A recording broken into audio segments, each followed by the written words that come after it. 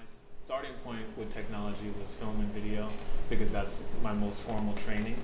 But what made me explore programming and sound a lot more was the project Shade Composition, which functions on many different levels. It's sort of an anthropological study of language. It's about minimalist music. It's performance. It's theater. Technology came to that because I hit sort of a roadblock in terms of what I can do with the piece. And once I came to Maxim SP and jitter programming, it opened up a slew of possibilities of ways I could expand the piece. And it also gave birth to ideas for new pieces. And so I'm continuing to explore that particular area of technology, which has also opened me up to others. When I got a residency at HarvestWorks, at the time I didn't have a studio, and the people who run HarvestWorks were very gracious and let me hang around for a very long time. When I started Shade Compositions, it was more about the women repeating the gestures consecutively, and then there was a rhythm would develop just organically. So at the time the Wii hit the market, I was working with the programmer in my residency, and at that point all the tools were in front of me to do what I was doing in post in real time. Therefore I was able to choreograph the piece and, using Bluetooth, connect the Wii to the computer and write a code for the Wii to function like a guitar effects pedal, essentially, that would record the sounds, loop it, and play it back, which would then allow me to expand on the music composition. And from then, I brought in jitter, and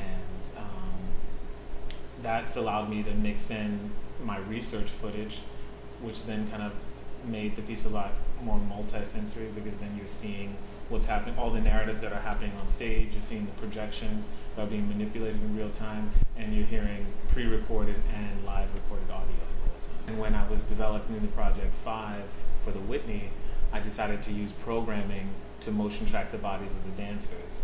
And essentially what I wanted to do is kind of build on what sort of the actionists were doing, but use these bodies to create these line drawings. There's a lot of conversations about the body and the line, and I wanted to use this kind of rogue dance form to create these really elegant drawings. Documentation is very important because for me, as a performance artist, you definitely need documentation in order to continue to fund your projects. And then also it's a way of extending your audience beyond the art world. It's also a way to continue to get funding for your projects. If you're a performance artist, it's really hard to continue to get support for your projects if you don't have any kind of documentation. So it's very important to me. It's very important because I want to use it to push the practice of performance beyond its limitations. I want to extend my audience, and then I also want to see if there's ways that you can create works out of performance through documentation, if that makes sense. I'm kind of thinking about performance in a broader scope, like what's the difference between performance and theater, stage acting, and people performing identity, performing gender,